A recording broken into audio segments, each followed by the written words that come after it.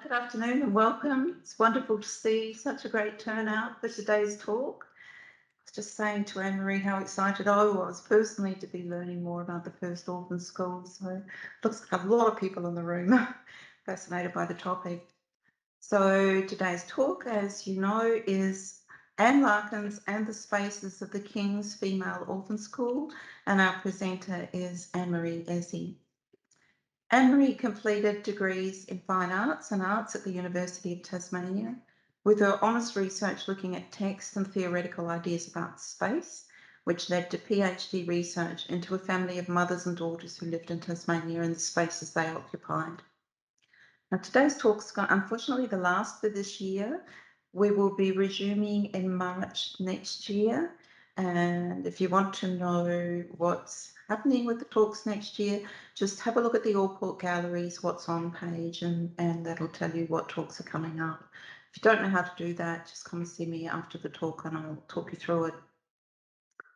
As usual, we're offering today's talk as a webinar, and we're pleased to also welcome those people who are joining us online today. We're still continuing to record the talks and to make them available on Libraries Tasmania's SoundCloud. And you can access this by clicking on the cloud icon at the bottom of Libraries Tasmania homepage. And if you've missed any of the other wonderful talks we've had this year, you can also listen to them on SoundCloud. Now, if you haven't already done so, please switch off your phones now. Right. And before I hand you over to Anne-Marie, I'd like to read to you Libraries Tasmania Acknowledgement of Tasmania's Aboriginal Peoples. Libraries Tasmania recognises the histories and cultures of the Aboriginal people of Lutruwita, Tasmania. We acknowledge Tasmanian Aboriginal people as the traditional and continuing custodians of the land, waters and sky. We pay respect to the elders, past and present, who hold the memories, traditions, culture and knowledge of country. And we extend our respect to all Aboriginal and Torres Strait Islander peoples whose countries were never ceded. Anne-Marie, do you want to take, I forgot to ask, do you want to take questions at the end or during the talk? At the end. Yeah, okay. Thank you. Please join me in welcoming Anne-Marie.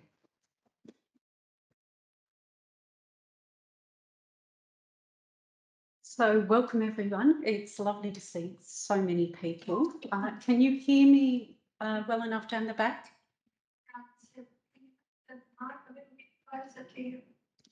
Is that better? Yes. Quite a bit How's that? Beautiful. Nothing worse than not being able to hear what somebody's saying. So my talk today is based on my larger project, which for my PhD, which is about a family of mothers and daughters. So I am going to open with this slide here, which is an image of Hobart Town in the 1820s. Now, I would say it's from the glebe looking out over Hobart Town towards the barracks. You can see the barracks up in the top right-hand corner.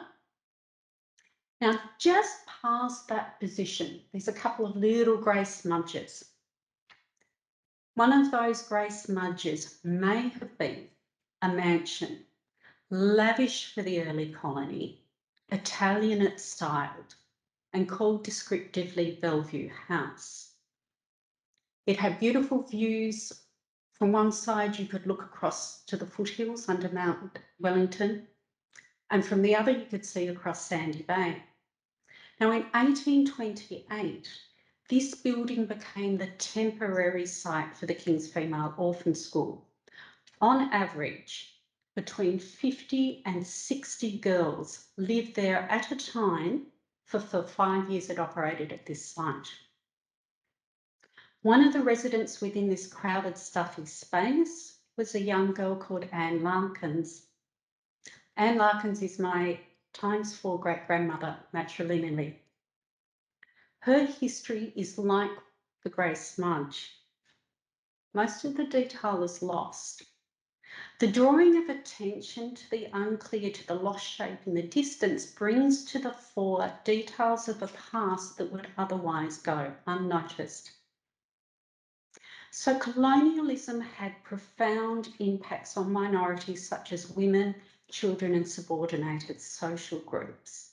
So my work addresses their stories whilst thinking about, as Bertrand Westphal writes, quote, homogenizing understandings of space exclude the particularity of minority perceptions, which are inscribed within a discourse of power.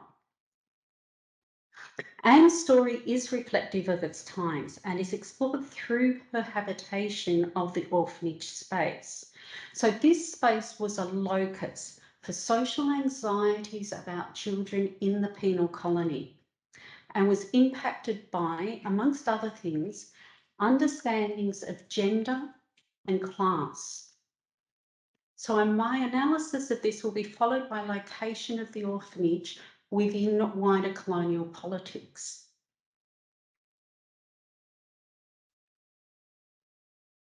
So who was Anne Larkins? She was a child caught up by the forces of colonial expansion and the impact of authoritarian control over the home life of convicts.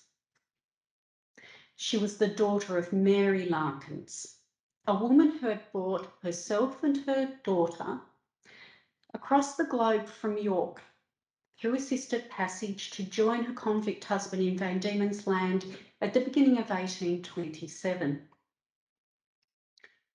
Anne was a girl who suffered the death of her mother and a new baby sister at the military outpost of Bothwell within the first years of her arrival in the colony. Then, when her father refused to cooperate with authorities, he lost his ticket of leave and Anne was sent to the orphanage at 7 years of age. She arrived there in November 1828.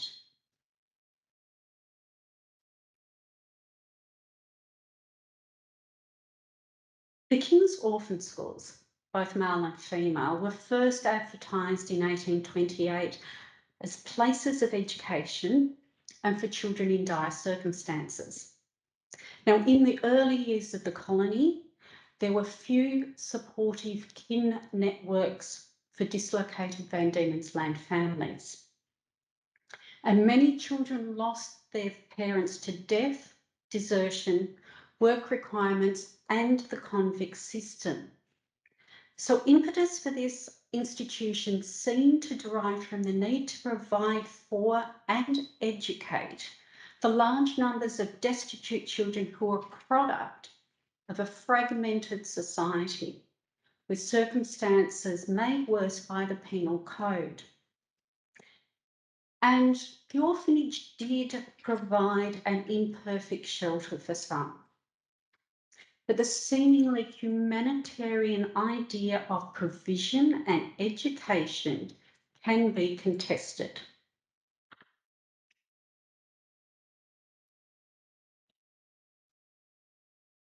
In 1828, the Bellevue site was rented by the colonial government as temporary accommodation until the building of the larger site at Newtown, completed in 1833. And I'm sure many in the audience are familiar with the site that's out at Newtown. Bellevue House sits between Davy Street and Anthill Street and Fitzroy Place. So if we look at this early map of Hobart Town, and we go up Davy Street, past, this is the barracks, and this very last, sorry for my wobbly head, very last grant of land up there to the Butlers was where Bellevue House is built. I do have to say that where they've placed the red square for the house is slightly not where it really is. So this house has survived into modern times, so it's somewhat changed. The following slides are recent photos of what it looks like now. So this one is from the front of what was originally the front. And obviously it's changed a bit. On the far side, you can see there's an extension there that was extended out from where the original kitchen was. So this was a unique mansion, and in 1834 was described as having 9 spacious rooms with attached kitchen and outhouses. So this is the back side of the house, and the entrance there is to the other side of the attached kitchen. Obviously, during renovations, they have rebuilt the outer wall on the left side, but it's still basically the same area where that attached kitchen was. Now I'm drawing attention to the kitchen.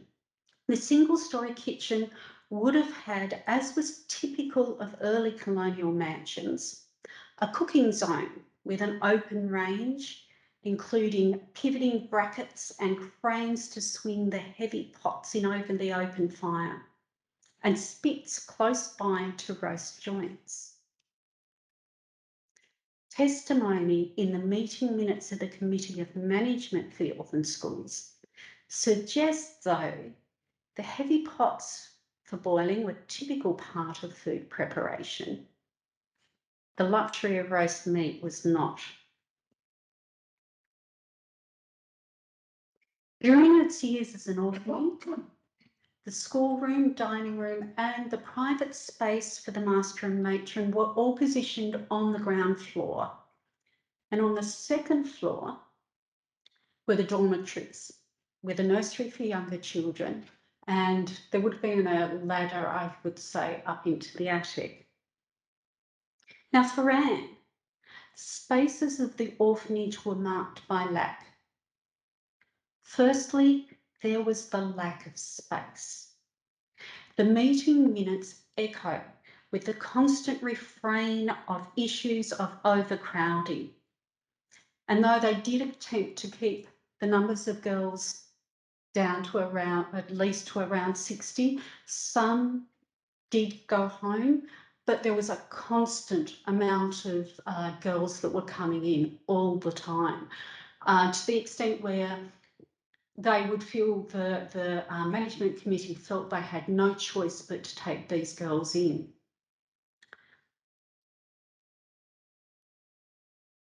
Overcrowding also brought with it the associated problems of sickness.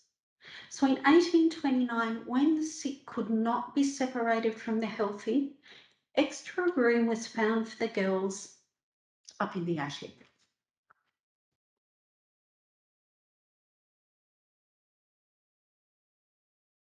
The renovation plans of 1987 illustrate the house's space somewhat as it was in Anne's time, but I'd just like to draw attention to the proposed changes. So when in 1987 they decided to make enough room for living space up in the attic, they actually lowered the attic floor down, or the ceiling of the second story up. They also added skylights and extended the interior staircase so it could reach the attic. In Anne's time, if Anne was one of the girls consigned to the attic, she would have found the area small, dark. There were no skylights added at the time.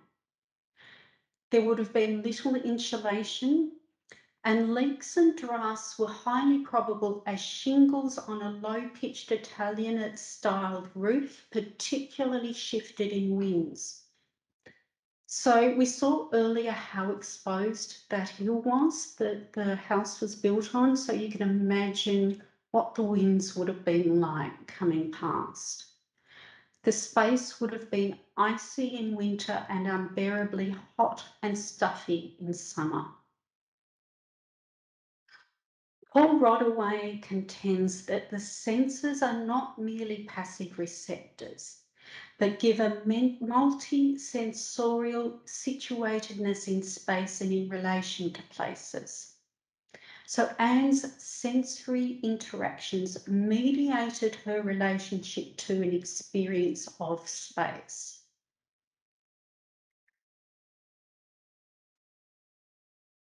A request for tin ventilators to be installed in other rooms in May 1829, as recommended by the medical attendant, conjures up how close the orphanage rooms became with so many bodies in them.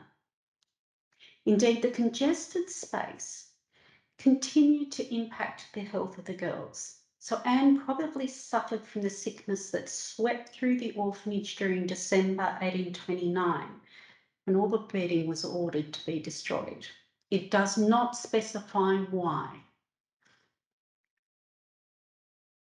I'd just like to draw attention to the kitchen area. So I think this was the original outer wall here, and this was an extension.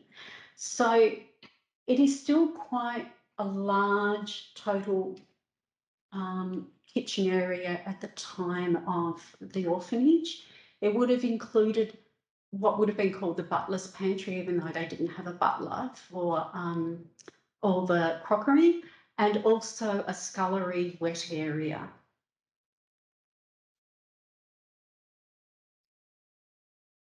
So secondly, I'll draw attention to food, which was scarce. For Anne, arrival in early November 1828 meant she only lived under the Chorleys for a month, as the original master and matron of the girls' orphanage were dismissed for purloining supplies for their own purposes and replaced by the Normans in December. Under the Chorleys, bread was scarce. Breakfast porridge was a thin gruel, and on Sundays, porridge replaced by a cup of tea. Now, tea was a handful of leaves thrown into 6 gallons of water with some milk and sugar added, all boiled up and ladled out, leaves and all. So the hungry girls were reduced to scrounging scraps and bones thrown out from the kitchen. These issues were discussed by the management committee in the months before Anne's arrival, so it is hopeful that matters had improved by the time she came. Though the Chorleys' commitment to stringent ideas about a child's need also aligned with Governor Arthur's own notions of economy, and more than likely still dictated their last month of management to some degree. Now, in a home, the kitchen is often a place of family interaction and sustenance.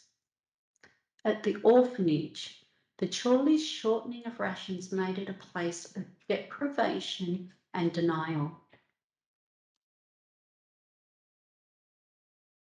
An exceptional request for plums from the government stores at Christmas time in 1828 suggests the new master and matron, Mr. and Mrs. Norman, may have been more benevolent. Puddings were traditional colonial fare, and for the girls made from the flour, suet and salt supplied from government stores. I imagine the pudding raisins would have been a particularly welcome addition, though probably spices would not have been added, as these were quite a luxury item even in the busy port of Hobart Town. I'm not so sure about the alcohol in the recipe.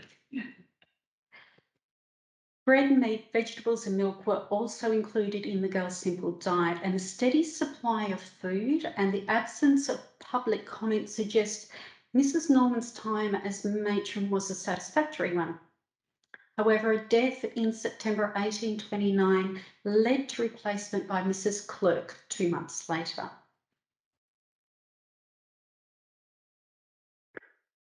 This leads to the third scarcity, clothing. Comments on the girls' decent public appearance at Mrs. Norman's funeral in 1829 gave way to outcry by an anonymous author in the Tasmanian in June 1830, with details of clothing inadequacies and of the many who were nearly barefoot and had bared limbs in the chilly winter weather on their way to church. This is just a very short extract from quite a long article that spans 3 pages, I think. So one of these girls would have been Anne. The issues with clothing may have reflected Mrs. Clerk's inability to provide and inadequacies in the orphanage itself. But Governor Arthur was to some extent culpable for this deficit, as his economic stance made provisioning difficult, as shown in the many unfulfilled requests in the committee meeting minutes. The girls' weekly church attendance was one of the few opportunities for the public to see the orphanage girls. So this anonymous article in the newspaper makes clear the issues of provision within the closed space of the orphanage. This close reading of space and Anne's probable experience can be considered through Janus Hammerlakis that sensorial engagement is specific to context and defines engagement with the world. So we can think of Anne's perceptions of place as mediated through the orphanage's deficits. When analysis is extended through examination of the education the girls received, insight can be found for, in Hammerlakis's words, quote, embodied by political practice. A later letter written by Anne's father, George, mentions Anne's liberal education, though it's actually unclear whether this is at the orphanage itself or some of it took place later in Bothwell, and indeed how much actual academic education this involved.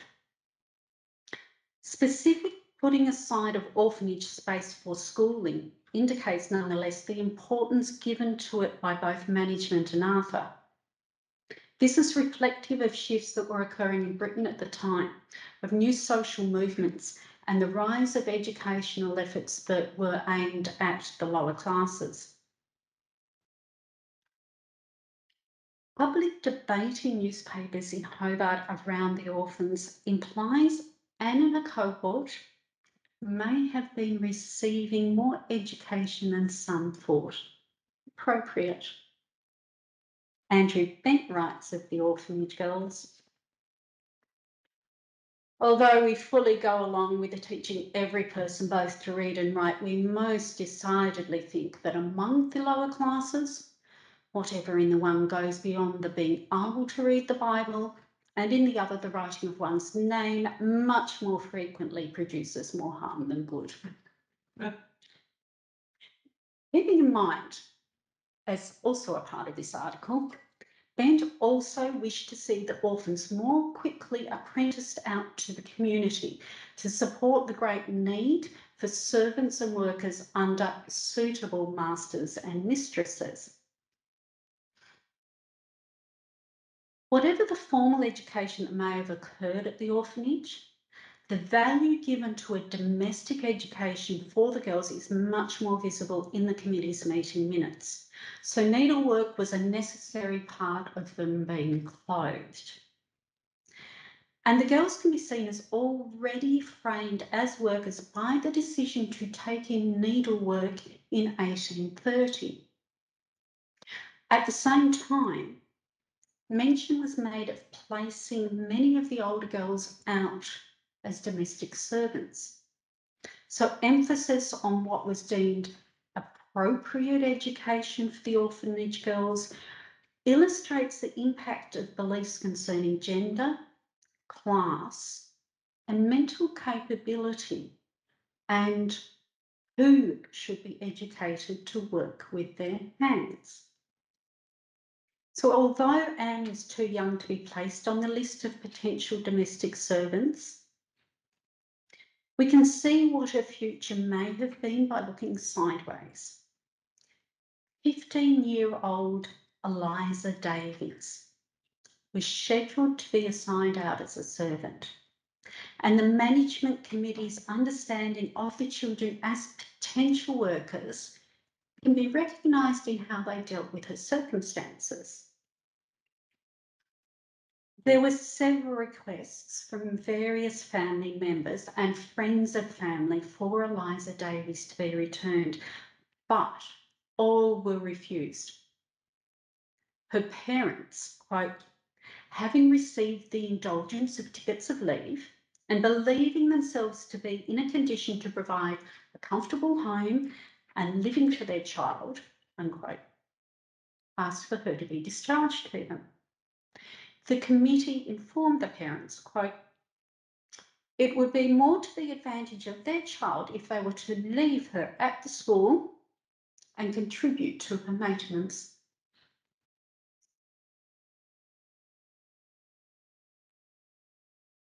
So the opening of Van Diemen's Land orphanages was not just a response to the need of the colony's children.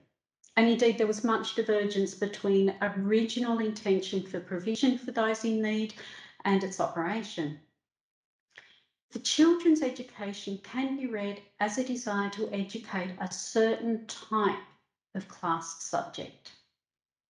So this also sat within the context of fears of how the new generation of Van Diemen's Land would develop.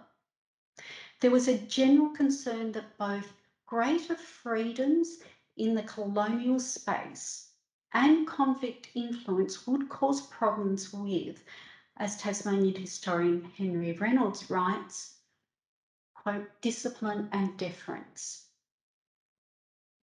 Apprehension around the convict stain was conceived not just in terms of hereditary, but also in the undefined way it may contaminate children in the colony. So for the children of the orphanages, these concerns were manifested in significant influence over bodies and minds. Social uneasiness around orphanage girls' bodies was addressed in the Tasmanian newspaper in 1831 with the questions: how many girls slept to a room, to a bed, and were sick girls separated out? Was there enough soap? And how was it applied? Indeed, Anne would have been, similarly to other children on entry, subjected to an examination by a doctor to establish her health and any health problems. There was much discussion about sexuality, health and disease, purity and contagion, and the need for surveillance and control, and they all demonstrated concerns around social order and disorder. Joe DeMusi argues, quote, it was assumed that these girls and young women were imbued with a sexual innocence, unquote. And further, the state was required to save their virtue, particularly from reproducing the perceived harmful behaviours of parents. There was enforced entry to the orphanage. So some children, like Anne, were automatically admitted when a parent was a convict. Others were admitted if their parents were perceived as morally wanting. So understanding the atmosphere convicts' children were soaked in can be felt in the hermit's words in Colonial Times newspaper in 1829. Simon Stukely believed in the need for the orphanages to check youth from evil propensity, that indeed many of the colony's inhabitants were, quote, the very last persons to whom the charge of youth should be entrusted, unquote. He explicitly tied these concerns to place, quote, but in no spot, perhaps throughout the world, are they, that is the instruction of youth, more deservedly called into action than in the colony, which serves as a cortina, the sewer, to the mother country.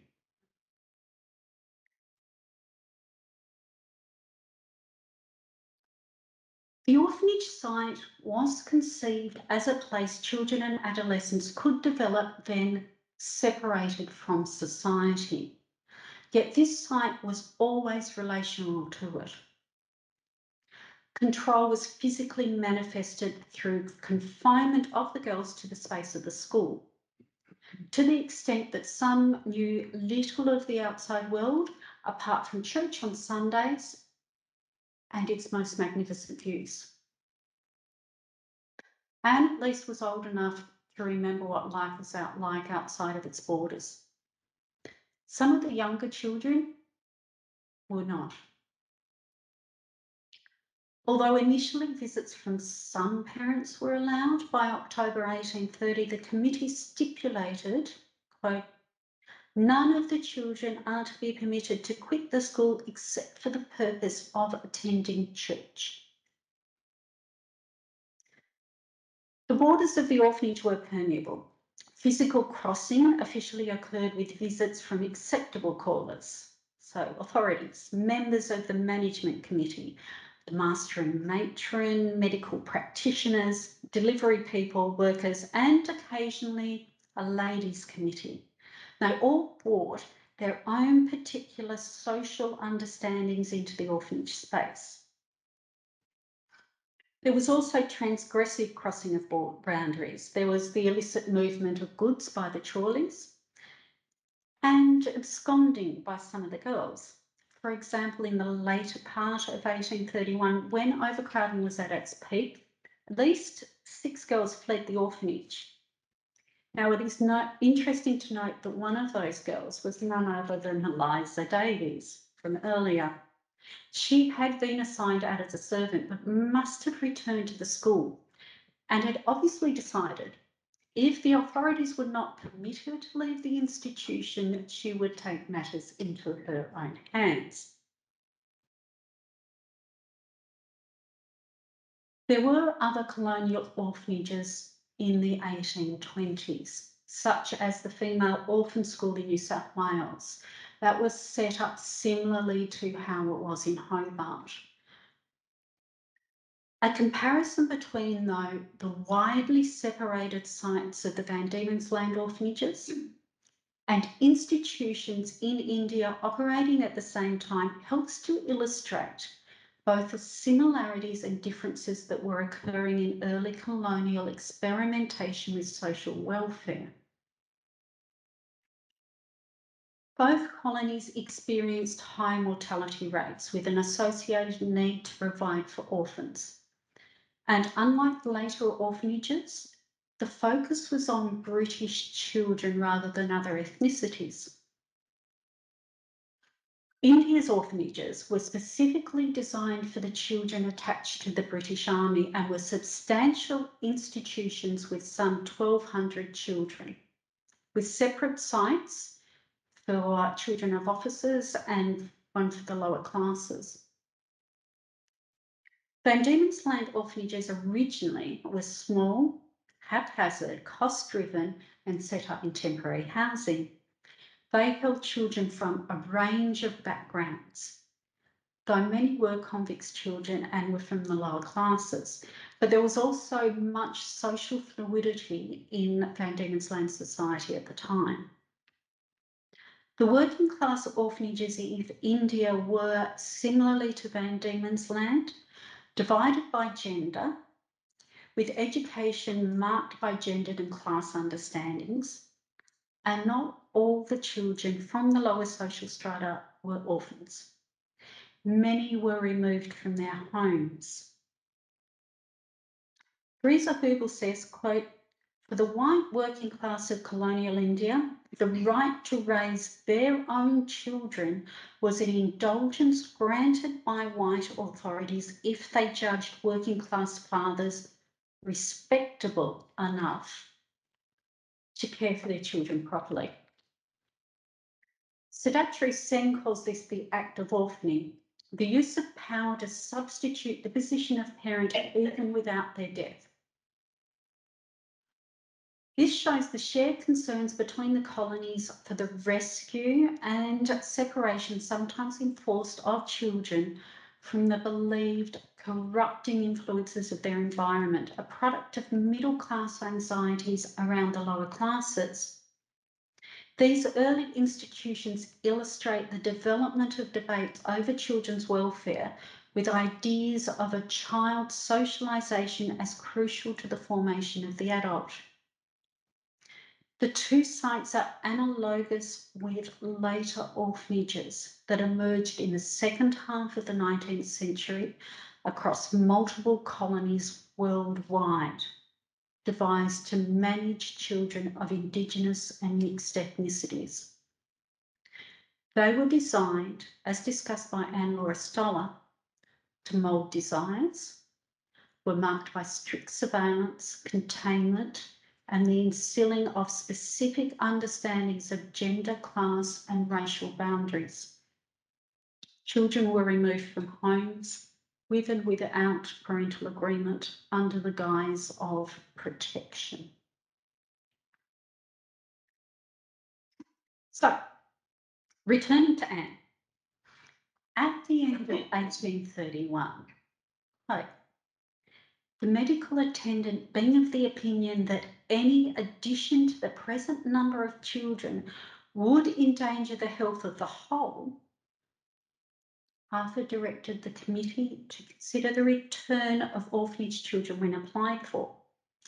It was at this time Anne's father, George, sent through a request for Anne that she be, quote, consigned to his charge, he having the means of providing for her education and maintenance.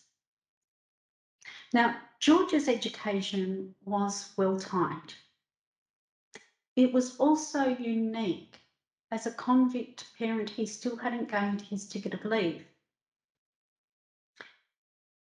Whatever the reasons he was granted approval, due to his position in the field police, or perhaps support from local dignitaries, which was often the case, the success of his submission was clearly contingent on both timing and support within power relationships.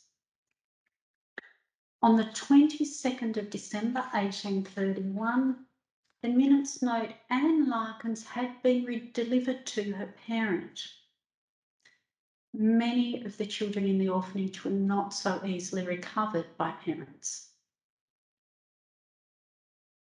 So weaving together the story of the spatial nature of Anne's years highlights the extraordinary in the ordinary. The confinement of the space of the King's Orphan School and the reluctance of authorities to return girls positions those girls as incarcerated, an echo of the prisons of the penal colony. And whilst records support much of this narrative, some speculation also helps build understandings of how this space was created through practices and engagement. Thus, by thinking through Peter Johnson's words that unthinkable spaces splinter the familiar, questions can be asked about the effects of power. So in this talk, Anne acts as a metonym for others. Her story is historically significant because it can offer possibility to understand what it was like for a child and a convict's daughter in the early years of the colony of Van Diemen's Land. Thank you very much. I hope you found my talk informative, and thank you for your attention. And we now have time for questions if anybody would like to ask any. Yes. What happened to Anne afterwards? After she left the orphanage? She went back to Bothwell and joined her father there. And her father was quite successful, though he continued to have run-ins with authorities. She married, had 4 children, 4 daughters, and died in childbirth at 26. Yes. Yeah. Which was not unusual. Her mother, I think, was 27. But in saying that, Anne's daughters all lived very full and long lives and had many, many children, and they had children, and yes, the family itself did quite well. And did those children of hers, she was young when she died, Yep. did they go into the orphanage? Or No. So by the time that Anne died, her husband, Robert Whiteway, was an innkeeper, and Anne's father, George, had done quite well with land. So they were quite well, not well off, but they were doing okay at the time. So when Anne died, within 18 months, her husband had remarried, and there ended up being 10 daughters in the family, and final one son. And the 4 girls were sent to a private school down in Baghdad. So they did okay. Yeah. Any other questions? Yes. Do you know anything about the background to Bellevue House? How what was it originally for, and how it came to be converted to the orphanage? So originally the grant was to the Butlers, Gamaliel Butler and his wife, I think, who did quite well in banking, and they built the house. Like, it was quite elaborate for a house that was built in 1824, but they did not keep it. They went elsewhere and rented the house out, and to a few other gentlemen over that time. So it has a little bit of a checkered history, and then it was the government then rented it. And after the orphanage moved from it, I think it was still rented by the government for a little while, and some of the women that came across on assisted passage stayed there, and it got sold a few times, and it ended up being the home of one of Tasmania's premiers. I can't remember his name off the top of my head. Yes, the Bahoos. Yeah. Mm. So it was quite new when it became the orphanage. It had only been built, did you say? Yes, it had only been built 4 years. Yeah. What was George Larkins' crime to end up as a convict in funding this money? Yeah, so they lived in the inner city of York, and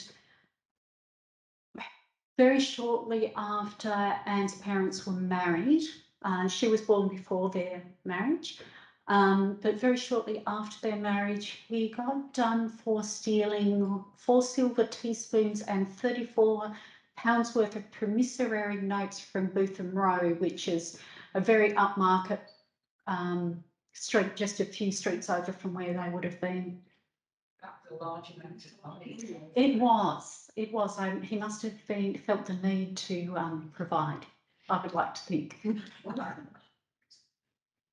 In relation to the orphan schools, if Bellevue finished in 1831, 32? 33. 33? Yep. When was Newtown ready? Newtown was ready at that time, so they moved from Bellevue to there. They moved at a separate time to the boys, though, because the boys' site was up, original site was in an old distillery up Newtown Creek. I mean, at least the girls had a house. Theirs was apparently a really decrepit, awful place. Yes. Were there stolen Aboriginal children in the Bellevue House period as there were later at Newtown? That's a really good question. So there were a couple of Aboriginal children that were put into the orphanage, but it's a really difficult one because the settlers saw Aboriginal children somewhat differently. They believed that Aboriginal children could be put to work straight away.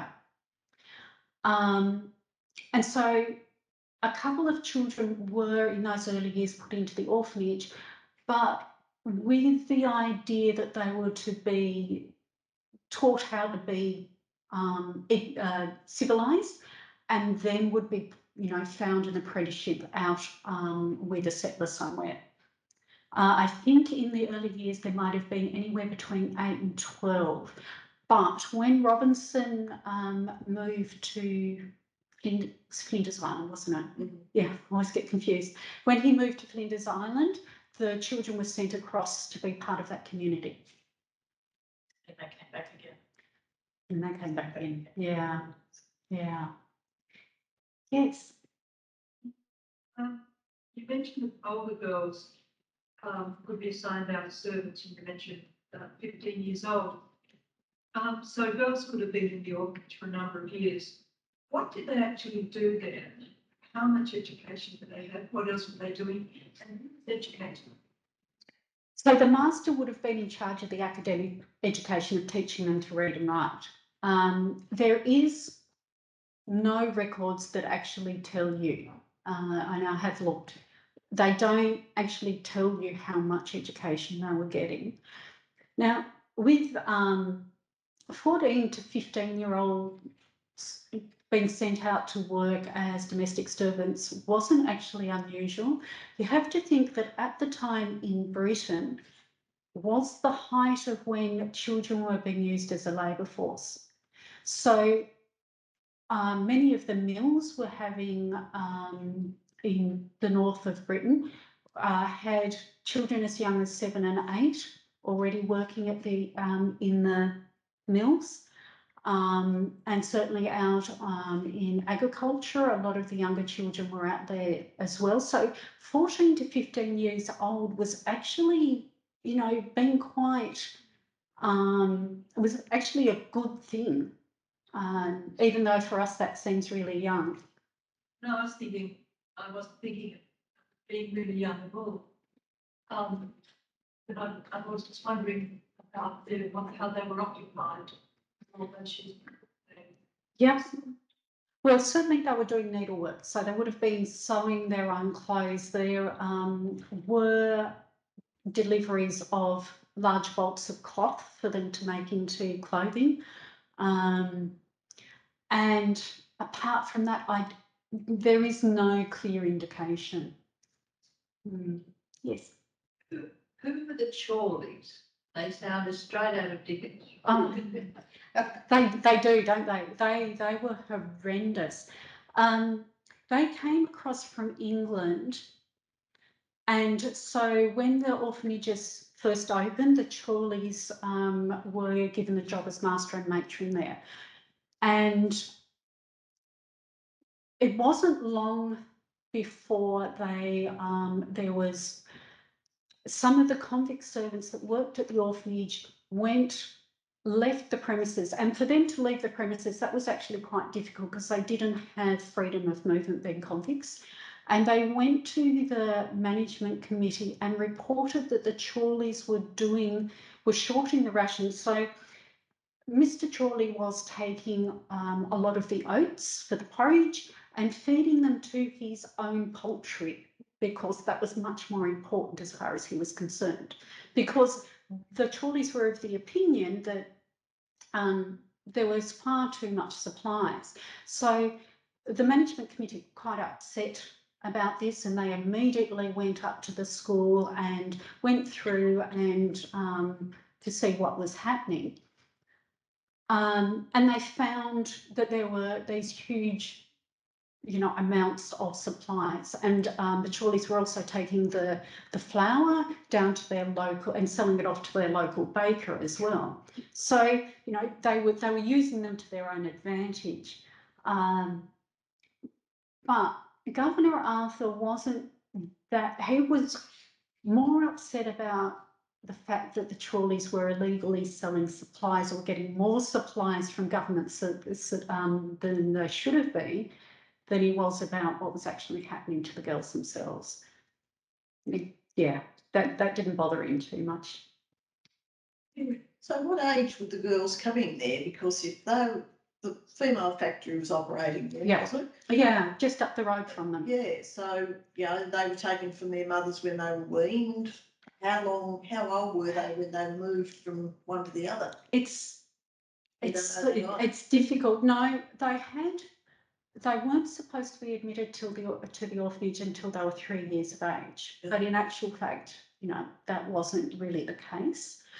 The orphanages were set up as a completely separate system to the female factories, to the convict system. So they weren't tied. And it wasn't, even though convicts' children were admitted, they weren't automatically taken from the female factory and admitted.